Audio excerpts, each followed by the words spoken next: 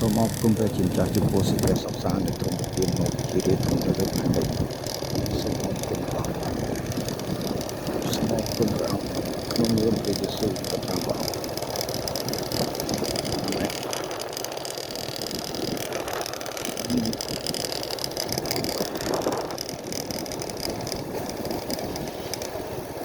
សូមឲ្យផ្លូវនៃជីវិតរបស់ប្រជារាស្ត្របានដើរនៅលើផ្លូវដ៏ល្អសូមអរគុណព្រះអង្គក្នុងនាមព្រះយេស៊ូវអាមែន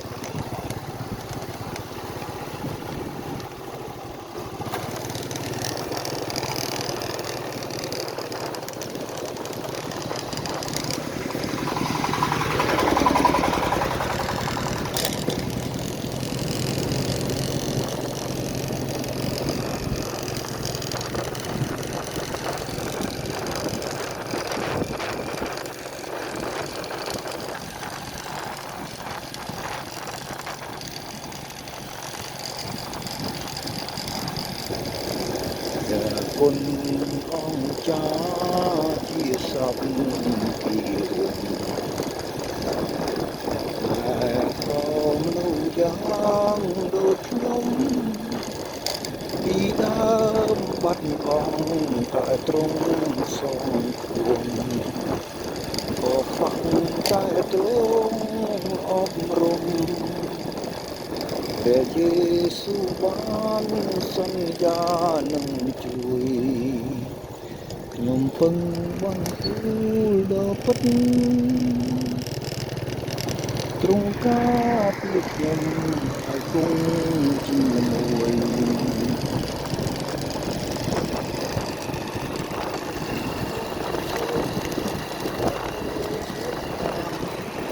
ព្រះលោហិតបានហូរដូចនាងបាប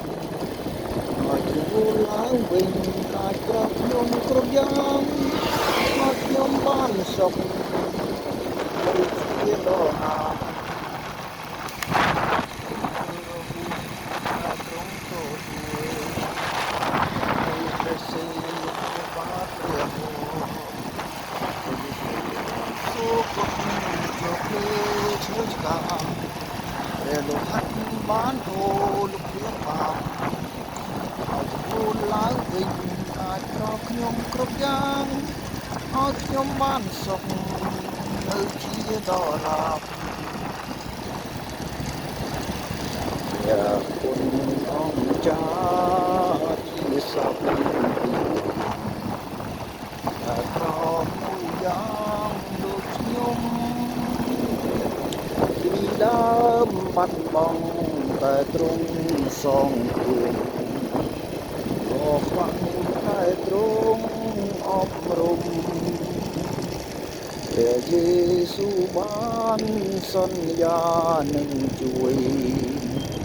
ខ្ញុំពឹងបន្ទូលដល់ពិតទ្រង់ការពារខ្ញុំឲ្យគង់ជាមួយសូមអរគុណព្រះជាម្ចាស់ក្នុងនាមព្រះយេស៊ូវអាមែន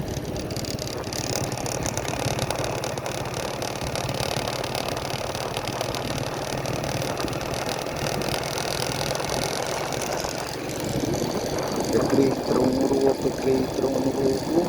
អំណាច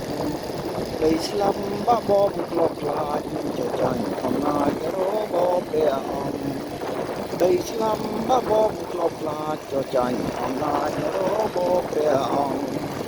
ព្រះគ្រីស្ទទ្រង់រួបព្រះគ្រីស្ទទ្រង់រួបអោពូស្មោះត្រង់ដីស្លាប់គ្មានអំណាចសងទ្រង់គង់នៅជាមហាក្សត្រយើងដីស្លាប់គ្មានអំណាចសងព្រោះទ្រង់គង់នៅជាមហាក្សត្រយើងតាំងលើព្រះគ្រីស្ទខ្ញុំបានជោគជួនពីបឹងណាទៀតមិនដែលមកមួនពាក្យទ្រង់សន្យានឹងព្រះលោហិតទប់ទល់ខ្ញុំឲ្យនៅសុចរិតតាំងលើព្រះគ្រីស្ទខ្ញុំបានជោគជួនពីបឹងណាទៀតមិនដែលមកមួនសន្យានឹងព្រះលោហិតទប់ទល់ខ្ញុំឲ្យនៅសុចរិតតាំងលើព្រះគ្រីស្ទខ្ញុំបានជោគជួនពីបឹងណាទៀតមិនដែលមកមួនព្រះគ្រី ពុគ្រីទ្រង់រួលមានអំណាចដីស្លាប់បបមក្របខ្លាចចចាញ់អំណាចរបស់ព្រះអង្គ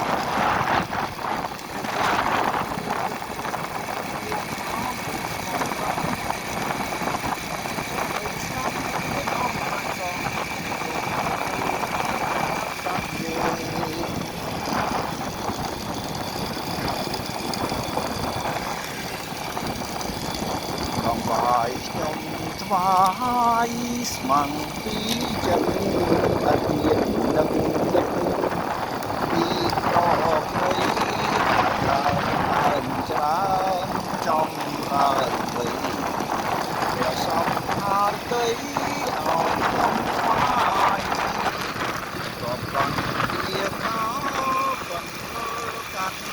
ថ្វាយព្រះមិនបាត់មិនបងឡើយទាំងជុំក៏ដីហើយព្រះប្រទានឲ្យកើតផ្លែផ្កាបងស្វាយធ្វើអ្វីវងក្រមានមើលសត្វអេរិខានព្រះរាំងសាចំណែករូបខ្ញុំទ្រង់មេត្តាលើជាងបាំងសាព្រះពុទ្ធគង់អរគុណព្រះអង្គខ្ញុំសូមថ្វាយជីវិតរូបកាយថ្វាយដល់ទ្រង់ថ្វាយស្មោះពីចិត្តដោយស្មោះត្រង់បម្រើព្រះអង្គរៀងរហូត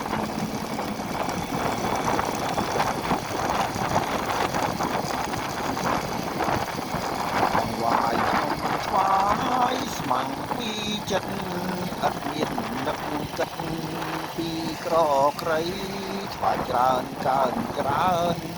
ចម្រើនបីព្រះសពហារតីឲ្យខ្ញុំថ្វាយគ្រប់កនឌីកោកនដល់កាត់ថ្វាយព្រះមិនបាត់មិនបងឡើយទឹកភ្លៀងធ្លាក់ចុះដល់ដីហើយព្រះប្រទានឲ្យកើតផ្លែផ្កាវល់ស្វាយធ្វើអ្វីរួមប្រមាណលើសត្វទេវខានទាំងរាំងសាចំណែករូបខ្ញុំទ្រង់មេត្តាលើជាងបាំងសា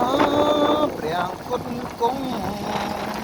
អរគុណព្រះអង្គខ្ញុំសូមថ្វាយជីវិតរូបកាយថ្វាយដល់ទ្រង់ថ្វាយស្មងពីចិត្តដោយស្មោះត្រង់បម្រើព្រះអង្គរៀងរហូតសូមអរគុណព្រះជាម្ចាស់ដែលទ្រង់បានមានវិធីដឹកជាយើងជើងពីលៀងព្រះអង្គចាស់សម្រាប់ឲ្យវាទ្រង់បានគាត់ជីវិតបានតាមពុទ្ធលេខសូមអរគុណព្រះអង្គដែលទ្រង់បានបង្ហាញអំពីការធ្វើដំណើរទៅកាន់នគរឋានសួគ៌ដែលមានលក្ខណៈផ្សេងគ្នារបស់វាទ្រង់មានលាសាជាអ្នកសុំទានតែបានចូលនគរឋានសួគ៌ហើយគ្រូតែសេចក្តីសុខរបស់គាត់គាត់មិនបានប្រព្រឹត្តតាមមួយហើយគាត់បានជឿទៅព្រះទី2ម៉ូសេគាត់បានដើរតាមព្រះអង្គដោយសារស្ដាប់ពីសម្ដីរបស់ព្រះអង្គហើយព្រះអង្គក៏គាត់បញ្ជាឲ្យធ្វើកិច្ចការថ្វាយព្រះអង្គគាត់បានធ្វើរហូតដល់ថ្ងៃគាត់ស្លាប់គាត់បានទៅខាងសួគ៌បើមានរូបកាយដែលរស់ឡើងវិញនៅនគរឋានសួគ៌គ្មានសាកសពនៅលើផែនដីតែព្រះយេស៊ូវទ្រង់ជាព្រះបុត្រានៃព្រះបានយកកំណើតនៅក្នុងផ្ទៃព្រហ្មចារីយ៍របស់នាងម៉ារីហើយទ្រង់ក៏បានផ្សាយដំណឹងល្អពីនគរព្រះទ្រង់ក៏ថ្វាយទ្រង់ជាយ៉ាងដូចជាមានជាពលជាតិទៅលើជាឆ្កាដើម្បីលុបបាបនៃរាជរបស់ព្រះទាំង8កោលើផែនដីក៏អស់អ្នកណាដែលទទួលយកទ្រង់ជាព្រះអង្គសង្គ្រោះជា ប្រងបានទៅកាន់នគរឋានសួគ៌ដោយសេចក្តីរស់ឡើងវិញពីសុគតដោយឆ្កាងស្លាប់ដើម្បីបន្ថយលំហិតលោកបានគឺមានពេលសូមអរគុណដល់ដែលបង្ហាញពីអ្នកដែលកោតខ្លាចដល់ព្រះជួយក៏ស្លាប់ហើយនឹងបានរស់ឡើងវិញចូលទៅឋានសួគ៌របស់តែតាមពីគុណមកដល់ឥឡូវនេះអ្នកដែលបានរស់ឡើងវិញមានម្នាក់ទៀតគឺគ្រូវិទ្យាដែលរស់នៅឆ្នាំ88ខពីបាសាននៅកម្មវិធីបណ្ដហើយបោះលោកពងការវិទ្យាទៅដល់ឆ្នាំនេះគាត់បានទៅកាន់នគរឋានសួគ៌ជាកន្លែងដែលទ្រង់រៀបចំឲ្យរាជទ្រង់ដែលជាព្រះអង្គទៅនៅហើយនឹងទៅមើលឋានរូបជាកន្លែងដែលព្រះរៀបចំទុកឲ្យអ្នកដែលមិនគោរពខ្លាចព្រះអង្គទៅនៅដែលមានភ្លើងឆេះតែមិនសោះតែមើលមិនឃើញភ្លើងតែក្តៅមិនអាចនៅបានប្រៀបដូចជាឆ្នាំងចំហុយអ្នកដែលនៅក្នុងទីនោះគឺប្រៀបបានដូចជាត្រូវបានគេចំហុយ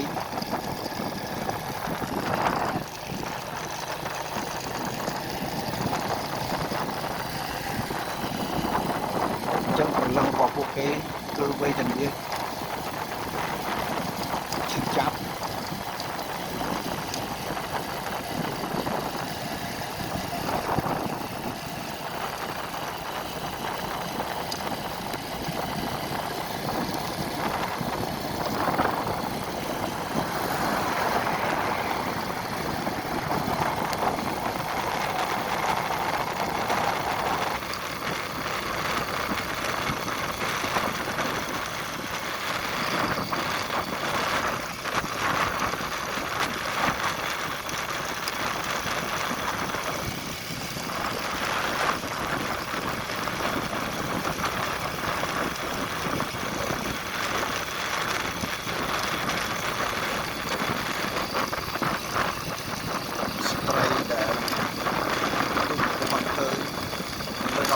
មានសេចក្តីផ្លាយបរស៊ីម៉ាសា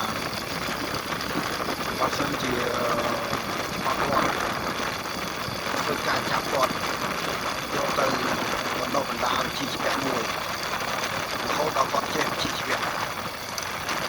ពិតប្រាកដមួយជាស្ត្រីវិទ្យានិងមុខរបរមួយឲ្យច្បាស់លាស់ឲ្យគាត់ហើយផ្ដល់ដើមទុនកម្រិតណាមួយដល់គាត់ដើម្បីឲ្យគាត់យកដើមទុននោះទៅបង្កើតមុខរបរមួយហើយចាំដល់លែងគាត់ចេញវិញវាជាការល្អបើមិនជាទៅបែបនេះស្ត្រីនឹងទៅមុខទៀតនឹងកើតមុខរបរមកសាគាត់ជុំកាន់តែច្រើនហើយមុខរបរ KTV ក៏ច្រើនដោយសារគាត់គ្មានចំណេះគ្មានជំនាញគ្មានតាមទុនក្នុងការរកស៊ីអញ្ចឹងហើយមានតែវិធីមួយគឺលក់ខ្លួនលក់សម្លេងលក់ខ្លួនលក់សាច់ឈាមដើម្បីឲ្យគេអោបគេថាគេរួមរះតែបង្ហាប់ដល់កិត្តិយសរបស់ស្ត្រីខ្មែរច្រើនដែលមានគេឈ្មោះដើម្បីបានពីសម័យក៏វត្តមកម្លេះតាំងពី1000ឆ្នាំមុនឥឡូវធ្លាក់ដល់កម្រិតនេះគួរសោកស្ដាយដូចជាចង់ធ្វើមកវិញបាទ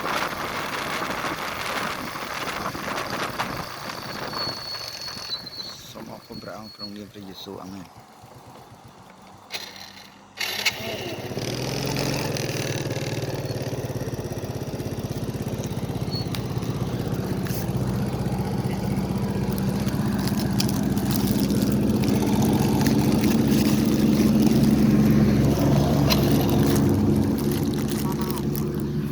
ដល់ក៏ចាស់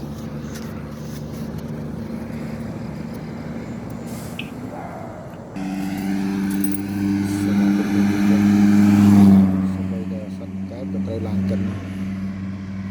មើលមានកែវបែរកែវប្រជុំគ្រោះថ្នាក់ចរាចរណ៍ក៏ជាងចាសូមអរគុណព្រះអង្គក្នុងនាមព្រះយេស៊ូវអាមែន